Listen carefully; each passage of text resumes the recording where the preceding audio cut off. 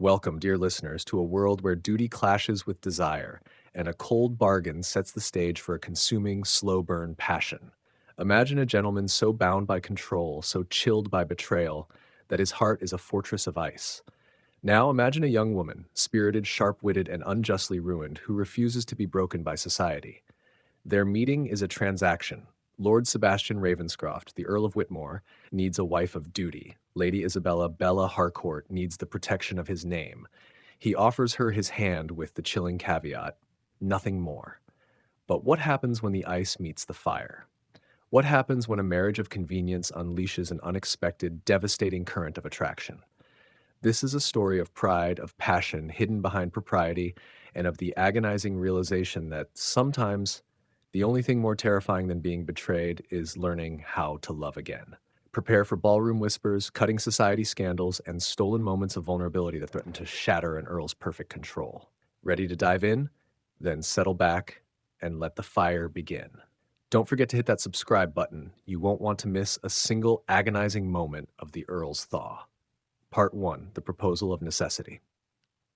The air in the Viscountess's drawing room was thick and viscous, heavy not with perfume or heat, but with unsaid accusations. Every cough, every rustle of silk, every clink of a teacup seemed to amplify the crushing silence surrounding Lady Isabella Bella Harcourt.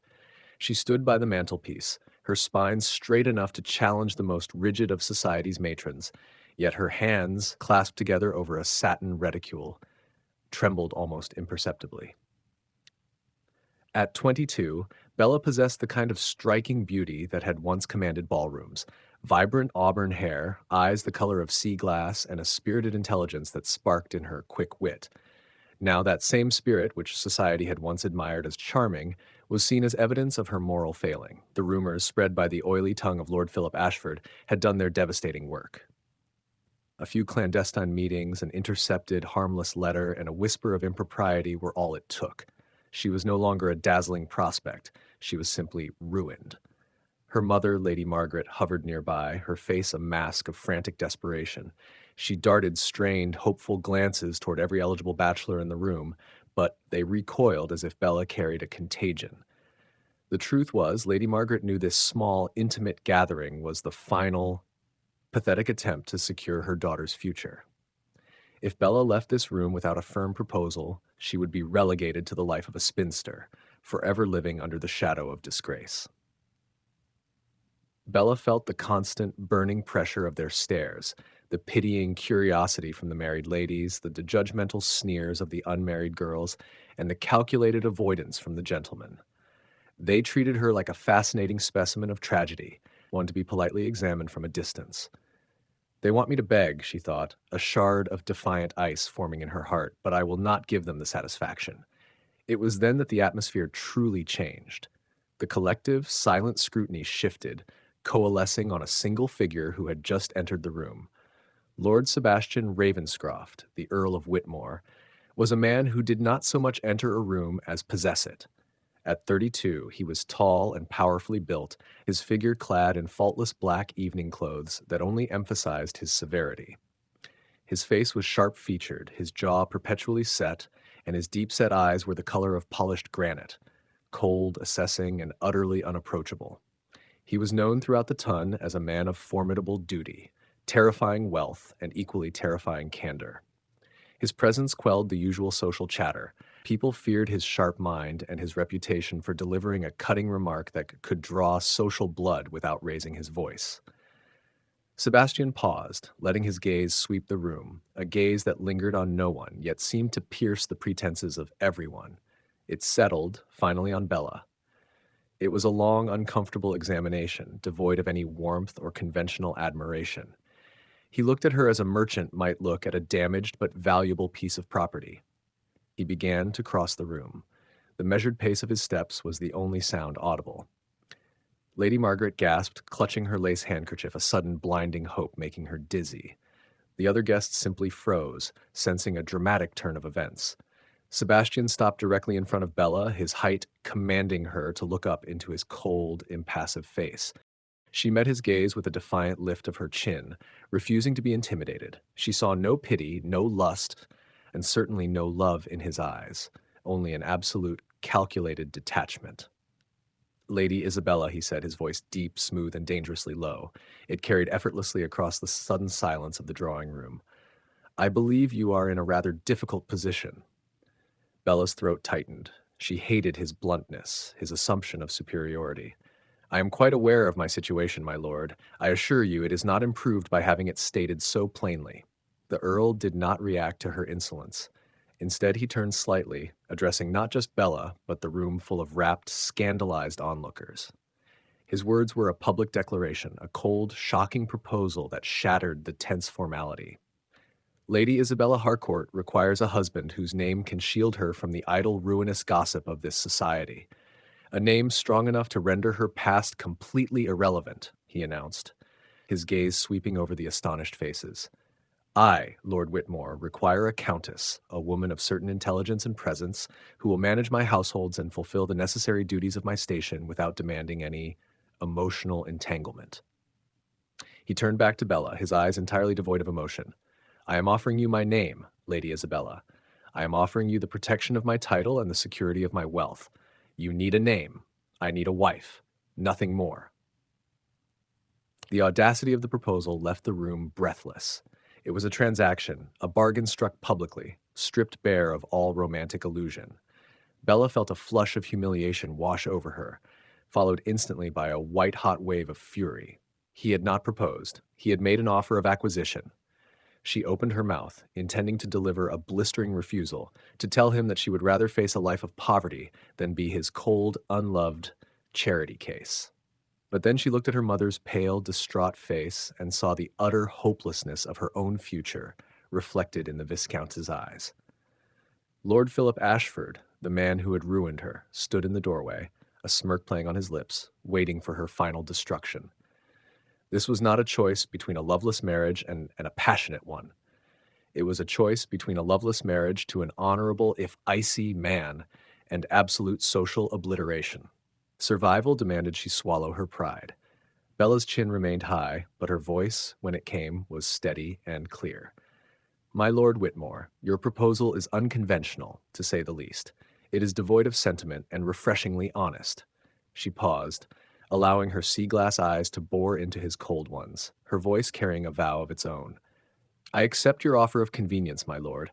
I will be your countess and perform my duties flawlessly. But understand this, I will never beg for your affection, your kindness, or your notice. You will have a wife of duty, nothing more, because you have offered me nothing more. A faint, almost imperceptible flicker, was it satisfaction or something else entirely, crossed the Earl's severe features. It vanished instantly. He offered her his arm, his fingers barely brushing her satin sleeve. Then we are in agreement, Lady Isabella. We shall be married within the fortnight. As he led her out of the scandalized silence of the drawing room, Bella could feel the weight of his coldness, but she also felt the solid, undeniable weight of his protection. She had sold her hand for security and her pride for survival. She was now the promised bride of the formidable, icy Earl of Whitmore, and she would be damned before she let him, or anyone else, see her broken. Part 2. The Wedding of Ice. The wedding of Lady Isabella Harcourt and the Earl of Whitmore was not a celebration. It was a consecration of duty. It took place precisely 2 weeks after the cold proposal, allowing just enough time for the special license to be procured and for the society whispers to reach a fever pitch before the knot was tied. The ceremony itself was small, held in the shadowed, ancient chapel attached to Whitmore House in London. The guests, few and hand-picked, were mostly the staunchly respectable relatives required by convention, Bella's frantic mother, Lady Margaret, and Sebastian's formidable, sharp-tongued dowager Countess Aunt. The atmosphere was austere, marked by the dull gleam of polished mahogany and the heavy scent of beeswax. Bella walked down the aisle not in the radiant glow of a hopeful bride, but with the quiet, determined dignity of a queen ascending a chilly throne. Her gown was ivory satin, exquisite in its simplicity, but it felt to her like a beautiful cage. The whispers followed her like a rustling silk train, mocking stares and judgment evident in every averted gaze and tightly held fan. The Earl's charity bride. Sebastian stood waiting at the altar, a figure carved from marble. He had not offered a single smile, compliment, or assurance in the intervening 2 weeks. He had merely issued instructions via his solicitor. He was marrying a title and a necessary presence. Sentiment was an extraneous, dangerous detail. When she reached his side, his large, cold hand briefly clasped hers. The chill of his skin was immediate, confirming the nature of their contract. The service passed in a blur of archaic vows and Latinate formality. When Sebastian spoke his promises, his voice was clear, strong, and entirely lacking in warmth, emphasizing words like duty and honor with the weight of granite. When the wedding ring, a heavy band of inherited gold, was slipped onto her finger, it felt like a shackle settling into place. The reception that followed was brief and equally joyless. The Dowager Countess, Sebastian's aunt, was the only one to offer a genuinely insightful, if cutting, observation. "Well, Isabella," the elderly woman said, fixing Bella with an unnervingly shrewd gaze over a glass of dry sherry. "You have achieved security, which is a rare and precious thing in this world, but I detect in you a spirit that will chafe against a gilded cage. Sebastian is a difficult man. He wears a suit of armor fashioned from his own pride and pain. Be careful not to chip the paint too soon, lest you incur his deep displeasure." Bella simply gave a polite nod, absorbing the veiled warning. That evening, they arrived at the Earl's imposing town residence, Whitmore House, a fortress of wealth and dark, serious elegance. They ascended the grand staircase in silence, the footsteps of the servants echoing away behind them. The long corridor to the master suite felt vast and oppressive, leading Bella toward a fate she had deliberately chosen, yet suddenly dreaded. Sebastian opened the door to a sprawling suite, a drawing room, a dressing room, and finally, the bedchamber. He stepped inside, stopping just shy of the massive four-poster bed.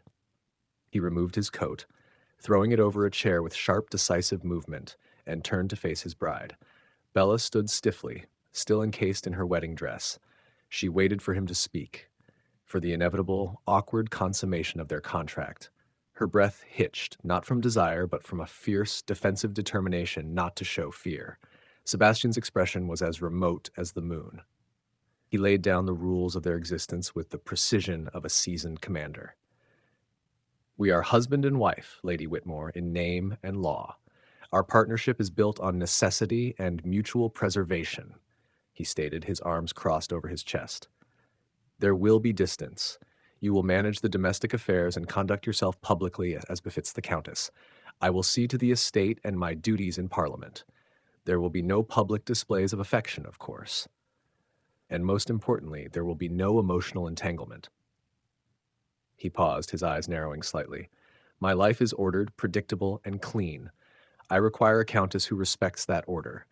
I will not tolerate any attempt to dismantle it. We are allies in society, but strangers behind closed doors. Is that perfectly understood?" Bella felt her fiery spirit ignite, bristling against his absolute control. He spoke of her as if she were a piece of furniture he was installing. "Perfectly understood, my lord," she retorted, her voice low and tight. "You treat this arrangement as a transaction. Rest assured I intend to uphold my side of the bargain. I am not a weeping child seeking romance, nor am I a fool seeking to dismantle your precious order. I married you for survival, not for love, and I have no intention of losing my pride by begging for a warmth you are clearly incapable of offering." His mouth tightened. A flash of something unreadable, perhaps surprise, perhaps irritation, crossed his eyes. He seemed to have expected obedience, not a defiant echo of his own coldness. "Good," he finally said, curtly. He walked toward a side door Bella hadn't noticed, which led into an adjoining dressing room and a second, smaller bedchamber. "Then the terms of our separate sleeping arrangements will be easily adhered to." He stopped with his hand on the door handle. "The marriage is not to be consummated, Bella. Not yet. When and if an heir becomes necessary, we will discuss the necessary act. Until then, you are safe from me. Good night, Countess." He was gone, shutting the door firmly, leaving Bella standing alone in the vast, shadowed chamber. The humiliation was overwhelming, stinging worse than any public ridicule. He had not only rejected her as a woman, he had treated her body like a future tool, to be used only at his clinical discretion. She slowly began to unpin her hair, tears of impotent rage blurring her vision. The subsequent days established their pattern. They were flawlessly formal in public, the very picture of a respectable, distant, noble couple. Sebastian was impeccable in his manner, addressing her always as Countess or Lady Whitmore, affording her all the courtesy due to his wife, but none of the tenderness. Yet, as the Dowager Countess had warned, small cracks in the ice did begin to show, often in the most mundane, unexpected moments. One afternoon, Bella was struggling in the library with the heavy, archaic lock of a glass cabinet containing rare illuminated texts, which Sebastian had instructed her not to touch. She let out a soft sound of frustration. Sebastian, reading silently across the room, did not lift his gaze from his ledger, yet he spoke, his voice unusually soft. "You are trying to force it, Countess. The lock must be turned clockwise, then pulled outwards gently. Do not break the key." Bella tried to ignore him, but her stubborn attempt failed. With a sigh of defeat, she surrendered.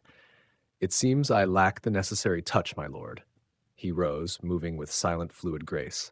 He stood close behind her, his proximity a sudden, unexpected heat. He took the heavy, intricate key from her numb fingers.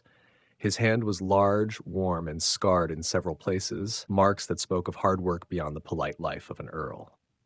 He demonstrated the motion slowly. As he turned the key, his arm brushed her shoulder, sending a sudden, electric jolt through her. She inhaled sharply. He froze instantly. For a long moment, they stood suspended in near contact.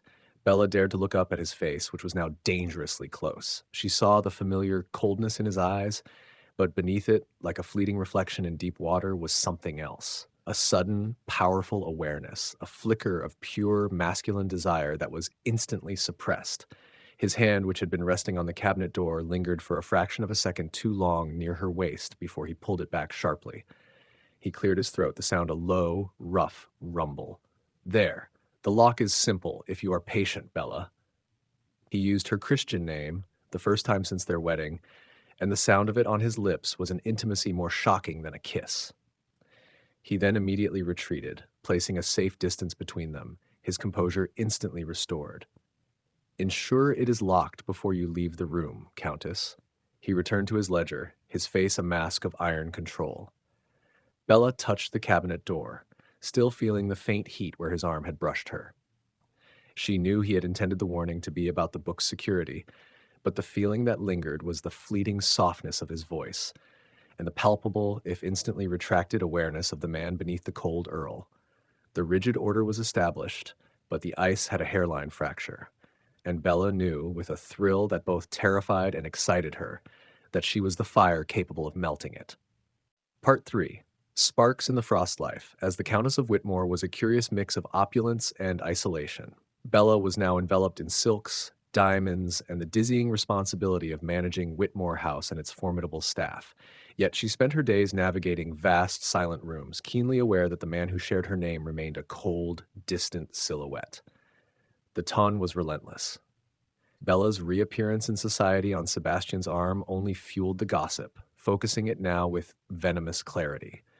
They whispered that the Earl had bought a damaged commodity out of duty, and they were eager to test its worth. She was universally dubbed the Earl's charity bride, a title designed to sting and diminish her. At the first major society ball they attended, the whispers were louder than the music. People offered Sebastian polite condolences on his unfortunate necessity, then delivered icy snubs to Bella. Lord Philip Ashford, the source of her ruin, made a point of attempting to intercept her, offering a sickly, sweet smile that made her stomach turn. Bella refused to buckle. She held her head high, the inherited Whitmore diamonds glittering on her throat, her sea-glass eyes radiating defiance. When an aging duchess delivered a particularly cutting remark about the importance of a countess having an unsullied history, Bella met her gaze without flinching. "Indeed, your grace," Bella replied smoothly. "It is vital, and I find I am fortunate to be married to a man whose name is so formidable and whose honor is so unquestionable that his wife's history is rendered entirely irrelevant." The Duchess, outmaneuvered and publicly corrected, sputtered and retreated. Across the ballroom, Sebastian watched. He stood, as always, slightly apart, a looming sentinel. He had anticipated her humiliation, perhaps even expected a display of distress that would confirm his own cynical view of human weakness. Instead, he witnessed her refusal to bow to ridicule. He saw her poise, her sharp intelligence, and the fire in her spirit as she defended his name to protect her own. A flicker of genuine, unlooked-for admiration stirred beneath his icy facade. He realized with a shock that she was not the fragile, ruined creature society painted her to be. She was a warrior in satin, and she was fighting this battle with his banner held high. He approached her, drawing her hand through his arm with a public gesture of ownership that immediately silenced the remaining chatter. He leaned down, his voice low, only for her ears. "A skillful parry, Countess," he murmured. "I had not expected you to use my reputation as a weapon." "It is a strong weapon, my lord," she replied, matching his measured tone. "And since we are allies in this, I intend to use all assets at our disposal." Their eyes met, and in that moment the lines of their cold bargain seemed to waver. She felt a thrill of victory. He felt a sudden, inconvenient surge of respect.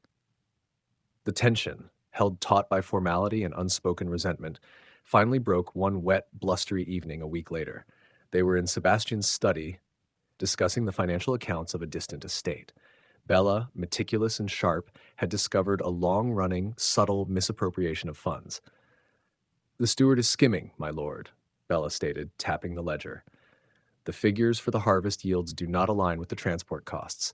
It is a theft of small sums, hoping to go unnoticed." Sebastian frowned, already annoyed by the complexity of the issue.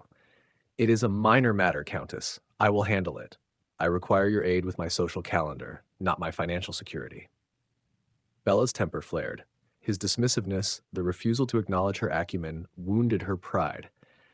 "It is not a minor matter. It is a betrayal of trust, and you are being willfully blind because you dislike being contradicted," she accused, slamming the ledger shut. "You treat everything and everyone as if they exist solely to support your own impeccable image, and you refuse to believe in anything that challenges your cynical worldview." Sebastian rose, his own cold anger escalating. "And you?" he countered, his voice a dangerous rumble, taking a step toward her. "You are rash, impulsive, and prone to melodrama. You presume intimacy where none exists, believing your fire can melt everything it touches." "I presume nothing. I merely refuse to be a quiet, insignificant object in your ordered life," she shot back, taking a step toward him, their proximity now charged with confrontation. "I am not one of your ledgers to be filed away, my lord. I am a woman with a mind and a spirit, and I will not be caged." "A caged spirit is often less trouble than a loose one, Lady Whitmore," he snarled, closing the final distance between them, his hands gripping the back of the heavy mahogany desk. "Trouble?" Bella whispered, the sting of the insult making her eyes glisten. "If you desired a trouble-free existence, you should have married a mute statue. I pity you, Sebastian, living a life so cold and controlled that you fear even the smallest spark of genuine feeling." That name, Sebastian, spoken not with duty, but with anger and a hint of genuine pity, seemed to pierce his armor. His control, the iron discipline he had worn for years, snapped. In a swift, violent movement that was purely instinctual, he reached out, not to hurt her, but to silence the devastating truth she was speaking. His hands gripped her shoulders, turning her toward him, and then his mouth was on hers. It was not a gentle exploratory kiss, it was an explosion. It was the sudden, raw release of 2 weeks of suffocating formality, of clashing wills, of suppressed awareness. His lips were hard, demanding, fueled by temper and a terrifying, desperate need he had denied existed. Bella gasped, a sound that was half protest, half surrender, and her hands, initially pushing against his chest, rose to clutch the lapels of his jacket, pulling him closer. The kiss was fiery, consuming the icy distance between them. It lasted only seconds, but it was long enough to shock them both to the core. When Sebastian pulled back, he looked utterly undone. His breath was ragged, his hair slightly disheveled, and his eyes, usually the color of granite, were dark, liquid, and burning with a passion that made the frigid Earl unrecognizable. Bella was equally shaken, her mind spinning. The heat from his mouth lingered, a physical memory that eclipsed everything. She looked at him, not seeing the unapproachable Earl, but a man, a passionate, fiercely conflicted man who had just lost control. She touched her lips, trembling. "My lord," she managed, her voice a thin thread, "I see there is indeed a fire beneath the frost." Sebastian took a ragged step back, retreating physically and emotionally. His hands shook as he straightened his cravat, his features rapidly hardening back into the familiar mask of severe composure. He didn't meet her eyes. It was a mistake, Countess, he clipped out, his voice returning to its metallic coldness. An aberration born of temper. It will not be repeated. Now, if you are finished with the ledgers, I suggest you retire. He had slammed the door on the moment, sealing the passion away beneath a fresh layer of ice. But the damage was done. Bella walked back to her solitary chamber, her body still humming, her mind reeling. She knew with absolute certainty that she had just met the real Sebastian Ravenscroft, and he was far more dangerous and far more fascinating than the cold Earl she had married. The tension is almost unbearable, isn't it? The Earl and the Countess, Sebastian and Bella. We've seen Bella's defiance in the face of society's cruelty, and we've witnessed the devastating moment in the study where their heated argument exploded into an unexpected consuming kiss. This was part one of our story, where the boundaries were set, challenged, and finally spectacularly broken. But the danger is far from over. What drove the Earl to become so cold? What secrets and shadows hide in his past that make tenderness a risk he refuses to take? And how will Bella fight for a man who is actively terrified of the very love she is beginning to feel? Stay tuned. You're about to discover the ghosts that haunt Lord Whitmore and the heartbreaking reason he's convinced that his own wife will betray him.